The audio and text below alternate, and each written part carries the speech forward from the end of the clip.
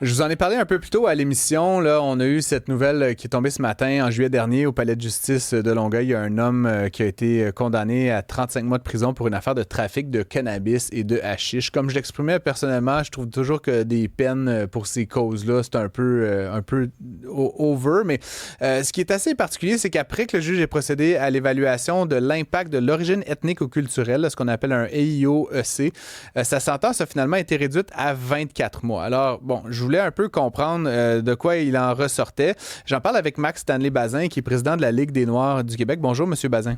Bonjour à vous. C'est un plaisir d'être là ici aujourd'hui. Ben, pareillement, de vous accueillir. Dites-moi, donc, est-ce que cette notion-là vient pas, je veux dire, d'une certaine façon, ce qu'on dit, c'est qu'on fait une évaluation d'origine ethnique et culturelle des individus qui sont jugés, puis on réduit la peine. Est-ce que ça ne fait pas comme confirmer qu'il y a plus de criminalité parmi la communauté noire, d'une certaine façon?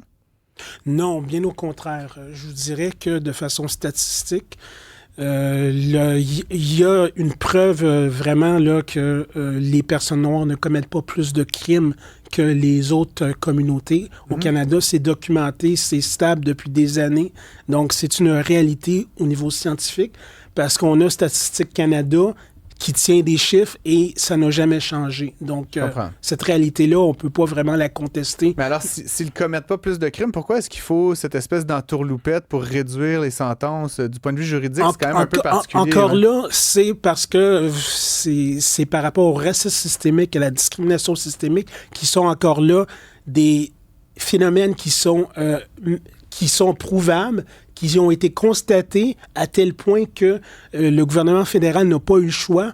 Il a d'ailleurs reconnu qu'il y avait dans le système canadien fédéral, c'est-à-dire au niveau des prisons et tout carcéral, il a reconnu qu'il y avait de la discrimination systémique, il a reconnu qu'il y avait du racisme systémique. Et il y a même, en 2025, il a créé un plan stratégique justement pour pouvoir lutter contre ça. Je comprends. Il y a Muriel Châtelier, que vous connaissez certainement, là, qui a réagi à cette nouvelle aujourd'hui. Elle est cofondatrice de l'Association des Québécois unis contre le racialisme.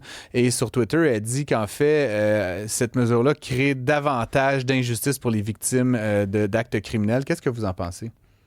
Elle a droit à son opinion, mais regardez, moi, comme je vous dis, le racisme systémique, la discrimination systémique sont là et il faut tenir compte de ces phénomènes-là.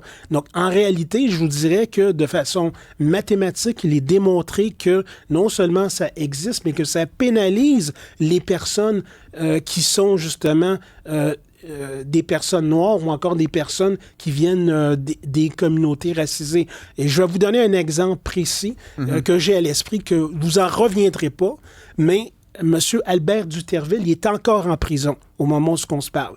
Et je vous dirais, malgré le fait que l'État a reconnu qu'il y avait du racisme systémique, de la discrimination systémique, et malgré la commission Poitras, où est-ce que l'État a reconnu à l'époque que les policiers procédaient avec des abus physiques, avec de la fabrication de preuves, malgré ça, le monsieur est encore en prison. Mais mon point, c'est que là, on est dans un cas typique là, d'une justice qui a été mal faite, d'inventer ça n'a rien à voir avec la couleur de la peau. Là. Je veux dire, s'il y a une erreur judiciaire, si les policiers ne font pas leur travail, qu'on soit asiatique, maghrébin, noir, blanc, ça n'a aucune importance. Je veux dire, pourquoi est-ce qu'il faut créer une clause particulière pour une catégorie particulière de citoyens?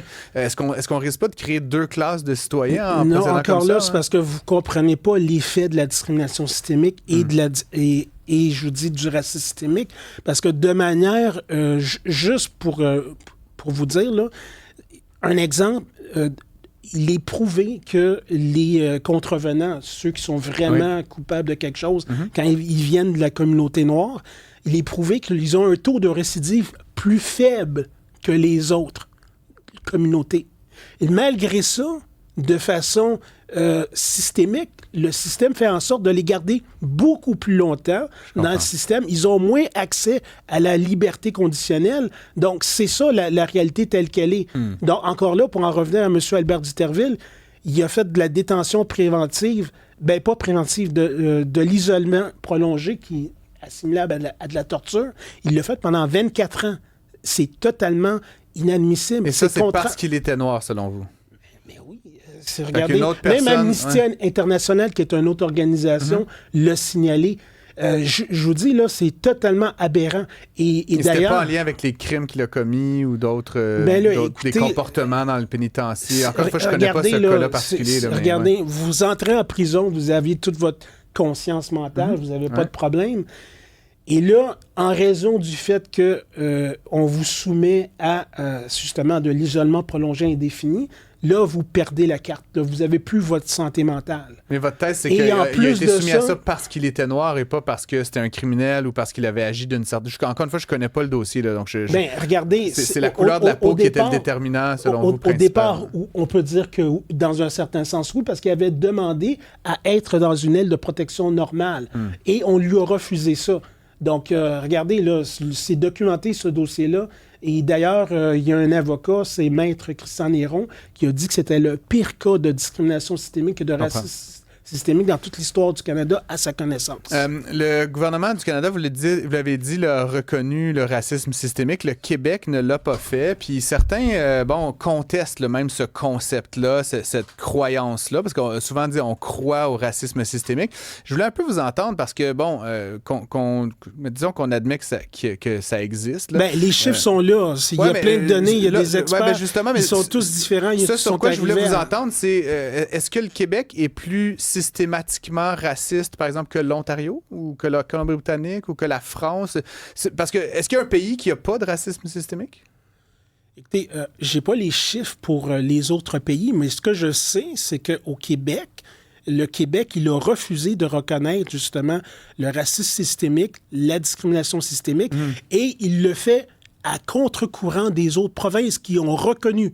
Est-ce que vous comprenez la différence? Mais encore une fois, on est plus du registre de la croyance que de la science ici. Là. Au niveau... Regardez, c'est quoi le niveau de racisme systémique du Québec? Maintenant, sur une échelle de 1 à 10, est-ce qu'on est 6, regardez, 8? C'est pas juste une question de croyance. Là. Okay. À partir du moment où vous avez des données scientifiques qui vous permettent de constater que oui, il y a un problème, là, à ce moment-là, c'est plus de la croyance, c'est de la science. La science a reconnu que oui, il y a une problématique. De racisme. Là-dessus, on est tous d'accord. De racisme systémique, de discrimination systémique. Ça, c'est la science. Les tribunaux sont intervenus sur cette question-là également. Ils l'ont reconnu, effectivement, les tribunaux. C'est le politique, c'est-à-dire le gouvernement, qui vient dire, qui n'arrive pas à, comment dire ça, à verbaliser, à le reconnaître. Et d'ailleurs, je vous dirais qu'on a une problématique à partir du moment où nos fonctionnaires, puis j'ai rien contre eux personnellement, ils viennent s'exprimer sur la question, entre autres, M. Legault, c'est-à-dire notre premier ministre, il s'est exprimé à quelques reprises sur justement la question de la discrimination systémique, sur le racisme systémique. Et ce qu'il a dit a prouvé qu'il ne connaissait pas ces phénomènes-là. Mais personnellement, je m'y intéresse depuis de nombreuses années et je le comprends toujours pas, le concept. Est-ce qu'il y a plus de racisme systémique en 2025 qu'il y en avait en 2015? Est-ce que ça évolue? Est-ce qu'un jour, il n'y en aura plus? Parce que de dire qu'il y a du racisme systémique, fine, mais je veux dire, c'est pas quelque chose sur lequel on peut agir. Donc, pour moi, c'est juste une expression un peu valise. Il y a du racisme, ça. François Legault le dit, je le dis, tout le monde le dit. Mais Québec, du racisme systémique, qu'est-ce que ça veut dire? Ouais. Regardez, là, présentement, le Québec, là, c'est pas moi qui les ai inventé, les définitions. Vous comprenez? Ce sont des définitions qui ont été inventées, entre autres, par la commission, la commission des droits de la personne et de la jeunesse. Donc, tout le monde au Québec connaît la commission des droits de la personne et de la jeunesse. C'est justement, c'est un organisme qui est respecté, c'est un organisme qui est un expert en soi au niveau juridique et tout. Et moi, je ne vais pas arriver pour dire, il y a ci, il y a ça. Puis même, il y a d'autres provinces aussi qui sont arrivées et de manière indépendante qui ont reconnu l'existence de ces phénomènes-là. Donc, là, si vous êtes en train de me dire qu'au Québec, il y aurait un mouvement pour dire que ça n'existe pas, là, je serais pas. Partout dans le monde, il y a un mouvement qui dit que c'est une invention. Là. Je veux dire, il y a un fort mouvement de contestation. Puis je veux dire, Muriel Châtelier, qui est une femme noire, trouve que tout ça, c'est du délire et de l'idéologie. Je sais pas moi qui invente ça. C'est son opinion. C'est pas son opinion. Elle n'est pas une experte. Mais c'est une opinion contre une autre opinion. Vous comprenez? Puis ma question à moi, c'est quoi le niveau de racisme systémique? Puis personne ne peut me répondre. Est-ce que c'est plus systémique au Québec qu'en Ontario, qu'en Colombie-Britannique? Tout le monde dit qu'il y a du racisme, mais partout sur la planète, il y a du racisme systémique. Mais regardez, parce que... Ça ne veut rien dire. Moi, j'arrive ici, la question que vous me posez, c'est une question qui est relativement difficile à répondre parce que je ne suis pas un spécialiste qui va arriver pour vous donner des chiffres, des données. Mais regardez, là, je pourrais regarder, essayer de voir est-ce qu'on a des données par rapport à ça, mais... Je ne veux pas dire quelque chose alors Revenons à nos moutons. Le Franck Paris donc, a été condamné. Il est coupable. Encore une fois, comme je réitère, je pense pas qu'on devrait avoir de longues peines pour ce type d'offense-là, mais il a été condamné. Et là, on lui donne une peine. Encore une fois, c'est un crime dans lequel il n'y a pas comment dire, il y a des gens qui fument du pot, là, mais je veux dire, il n'y a pas de blessés, il n'y a pas de conséquences. J'aurais envie de dire, c'est un crime de mœurs presque. Mais je vous poserais la question, M. Bazin, là, si votre femme se faisait assassiner de sang-froid dans la rue, là, est-ce que la personne coupable devrait avoir une peine moindre parce que c'est un Asiatique, un Marocain, un Blanc, un Autochtone? Vous seriez heureux, vous, d'avoir une peine réduite à cause d'une analyse des conditions? Je m'en vais avec les faits. Regardez, je reviens encore avec l'exemple de Albert Duterville, qui est la personne qui personnifie le plus la réalité du racisme systémique au Québec et de la discrimination systémique. Regardez, là, il aurait dû être libéré, ça fait très, très, très longtemps. Je comprends. Il est encore en prison. Il n'y a même pas... Toutes ces demandes de libération conditionnelle ont été refusées. Mais vous ne répondez pas à ma question, M. Bazin. Si quelqu'un proche de vous se faisait tuer ou frapper par une voiture avec quelqu'un qui était soumis à l'effet de l'alcool, est-ce que cette personne-là devrait avoir une peine plus clémente en raison de la couleur de sa peau, oui ou non? Là, c'est juste ça que je... Moi, je pense que non. Puis c'est pas parce que je suis raciste, c'est parce que je pense que la personne saoule qui tue mon enfant de 3 ans devrait aller longuement en prison indépendamment de s'il y avait de l'esclavage ou les Khmers rouges ou les francophones du Québec. Vous comprenez? Ça ne devrait avoir aucune importance dans la justice. Parce que vous ne comprenez pas la question, vous ne comprenez pas le phénomène du racisme systémique, la discrimination systémique. Mais si t'es sous dans ton char, c'est pas du racisme systémique. Je vous explique, tu tues mon enfant, c'est pas du racisme systémique. Regardez, objectivement, il est démontré scientifiquement, à partir du moment où vous êtes noir. Mettons que vous êtes noir, vous avez une peine de prison X, qu'un blanc ou que personne de la majorité aurait la même peine. Le noir, là, il va rester beaucoup plus longtemps en prison que le blanc. Et il aura accès à la liberté conditionnelle, le blanc, beaucoup plus avant que le noir. Ça, c'est les chiffres, c'est les données. Et regardez, je les invente pas, ces données-là. J'ai plutôt tendance à être d'accord avec vous. Je pense pas que les peines devraient être plus longues. Je les invente pas, les données, là. Je comprends. C'est objectif, c'est scientifique.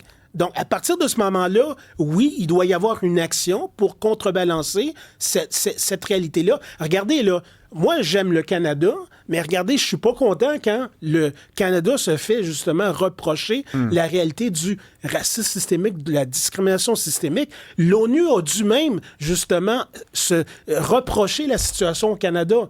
En 2016, ils ont fait des recommandations. On a reproché au Canada d'être systématiquement raciste, c'est ça? Ils ont reproché au Canada la surreprésentation des personnes noires en prison. Mais dans tous les pays occidentaux? Regardez, ils l'ont fait. Je veux dire, et sur une base scientifique. Je le déplore comme vous, mais donc, de là à en arriver à donner des peines plus clémentes à un meurtrier en raison de la couleur de sa peau, je suis désolé, moi, c'est là où je tire la ligne. Ça, la dynamique n'est pas exactement aussi tranchée que vous pensez de la même façon. C'est ce qu'on a vu ce matin. On a donné une peine réduite à quelqu'un. C'est parce qu'encore là, vous ne comprenez pas la dynamique du racisme systémique et la discrimination systémique.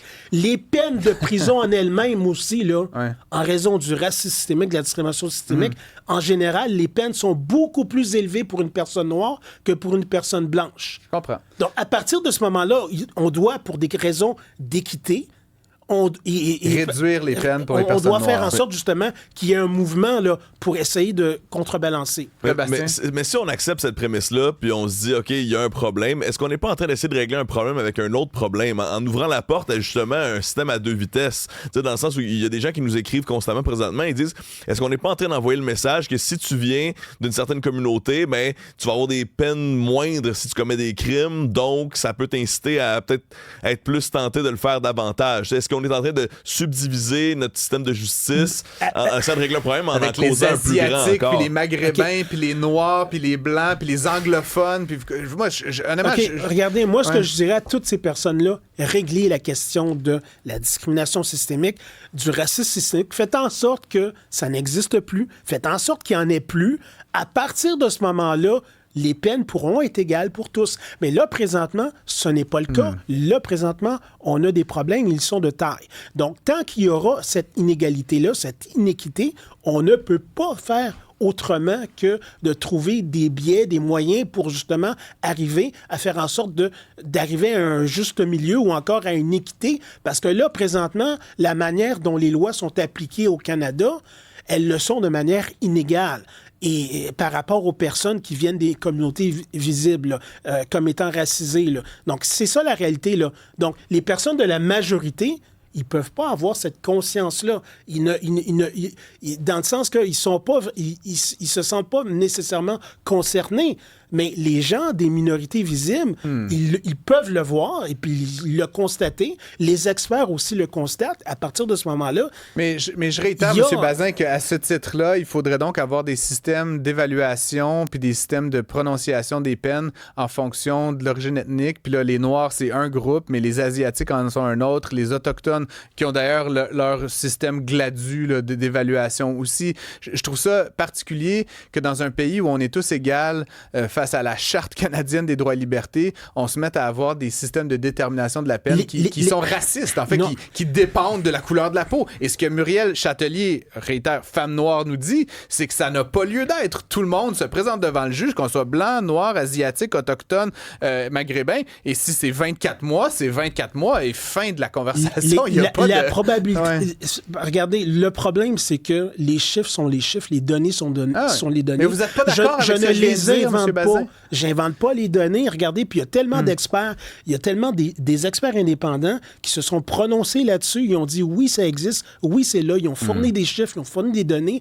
Puis c'est des experts souvent qui se connaissent même pas l'un et l'autre. Là. Il y a même des experts qui viennent de d'autres pays. Ils arrivent, oui, il y a un problème. Bien, à partir du moment où, de manière scientifique, on a identifié des problèmes, il faut agir sur ces problèmes-là de manière à faire en sorte que l'équité puisse advenir, que l'égalité devant la loi soit vraiment une égalité. Mais si on fait rien, ben là, à ce moment-là, ça va rester comme ça. Puis il y a des milliers et des milliers de victimes. Là. Ça n'a aucun bon sens. Puis là-dessus, honnêtement, on se rejoint. On veut pas qu'il y ait de racisme, mais je pense que peut-être le moyen qu'on utilise pour parvenir à nos fins engendre un petit peu plus de comment dire, là, regardez, de mauvaises réactions, clairement. La solution magique, là, j'ai pas vu de solution magique. Non. Moi, ce que je sais présentement, c'est qu'il y a une grave problématique et cette problématique-là n'est pas réglée.